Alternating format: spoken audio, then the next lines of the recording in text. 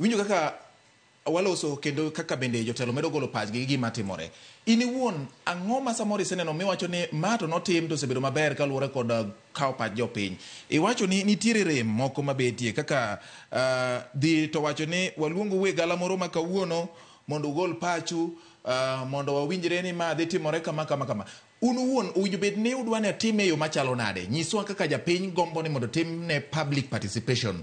Jatelo mar bunge la wananchi, jaduong' Sospita Owich.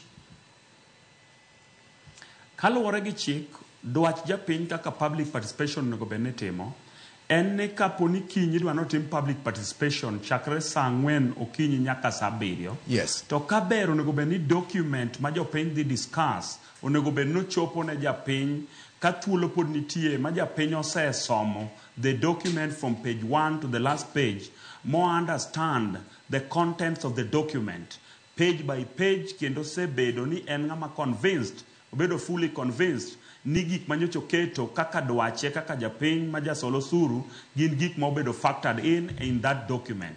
Omiyo seche makoro odhi mondo odhi approve the document, kiko bedi ni en kanyo as a rubber stamp kata tool for rubber stamping over something ma en owuon ok en part of. Mano is the process mar public participation. Public participation en chiwo dwachi, en self ownership. Nyiso ni in iwuon kaka japiny morni en ni dwaro ni mondo ger ni ECD. Nikech feel ni ECD is a problem. The building, the structure mar ECD is a problem within your village. Then use propose for the ECD mondo mi otime a temporary, permanent structure. To ibiro yudo because you are not part of the process. Ubiro yudo ka samoro in the BQ. Nikech japiny onego bed ni bedo gi the information that is contained in the BQ. Mondo ng'eni to ang'o gini monego bed ni are required during the process mar the implementation of the project mar the ECD. Mago gin gik ma japiny nyaka bedgo. Adwaro ni mondo awachi ni wantiere gi positive effects and negative effects of not bringing the people during the process mar public participation. All right. The positive effects and ni japiny dhi bedo gi milongo ni value for money. Project idhi tim gi 20 million to japiny bro account for that project. Kendo dhi bedo fully satisfied ni pesa motigo in that project. What's that project? To seche ma japiny ok obedo actively involved in a project, then obro question the obro question the value for the money mar that project. Omiyo mago gin gik moseinyo. Then 2, there is corruption. Sama japiny ok obedo involved in the process mar the implementation of a project, leaders gieki kata the contractors kata any people matemo mondo mi implement on the project, gibro feel ni gini en gima gidwa ni gitime dwach gin ke japiny is not part of. To sama japiny nitie to japiny bro konyo in terms of providing for the civilian oversight. Gibro ng'iyo project by project at stage by stage. Omiyo mago gin gik manyaka wang'i.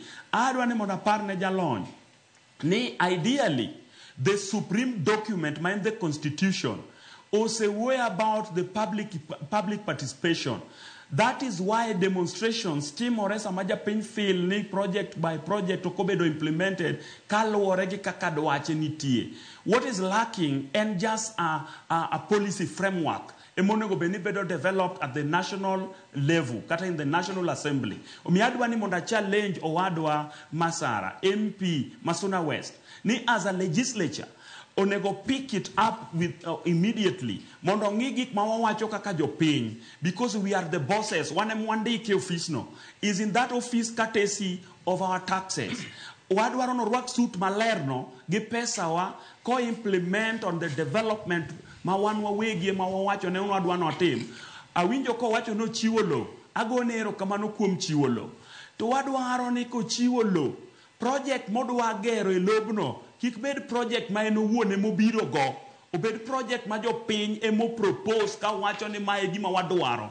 Nikech seche ma en owuon emobiro gi project ne nikech osechiwo lo koro dwa dictate ni koro dwa gero gini nikech en mochiwo lo, then japiny onge gi sense of ownership.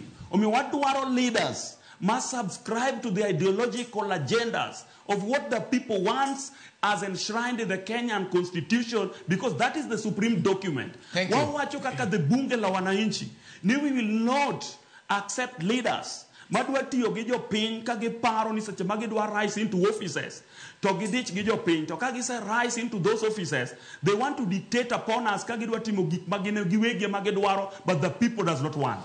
Wawacho ni kawuono yadhe onge osiptande mag counties. Wawacho ni kawuono equipment mag mithietho gode osiptande. Kije tuo dhi tiwacho ni equipment ma kama okethore. To japiny keto pesa e budget which is very painful. Okay. Wawacho ni kawuono waringe nderni mag lope. Counties nigi capacity mar goyo nderni lam. But iyudo ni pesa ichiyo go eyo marach nikech jopiny ok gidwa ni gi involve jopiny in the process of the implementation. Wabro lungo jotend county. Kawuono ghost workers upongo counties. Wabro lungo jotend counties. Ghost workers upongo counties. Yes. Wabro lungo jotend counties mondo gidwa kweche kachiel. Yes. But George, it's all right. The president doka time mang'eny. Yes. Gima wadon wanyise president. Yes. As much as ni isiemo wang jotelo, wambe wadwaro ni wasiem wangi. Yes. Ni tij bunge la wananchi en watchdog mar leader. Wami wach mogik no. Wami wach mogik no kaso wadu kuom ka. Owich. Wach ni mogik second matin. Winjo ka jogi lieto odonjo negi kendo gidwa ni mondo gimbe gigole wach moro mondo gitem nyiso kaka winjo bed ni riembo piny collectively. Ji duto te ka ji duto nitiere yo achiel mar ng'iyo ni piny ni en mar oganda kendo dwokruok bende en mar oganda. Yes. Erokamano Bati, adwa ni mondo mi aketi just on a lighter note. Yes. Owadwa mantiere kanyo ma en mheshimiwa maluora ahinya. Kiko ne ni am attacking him, oka attack any leader. Watemo mana wacho ni tijwa kaka bunge la wananchi, wan tijwa maduong' kabisa ok en pamo ne leaders. Tijwa en mana providing for positive criticism and negative criticism whenever things are not done in the corrupt manner. Thank you. Omiyo wan gisani agone erokamano over the projects mase winjo no se initiate in Sona West.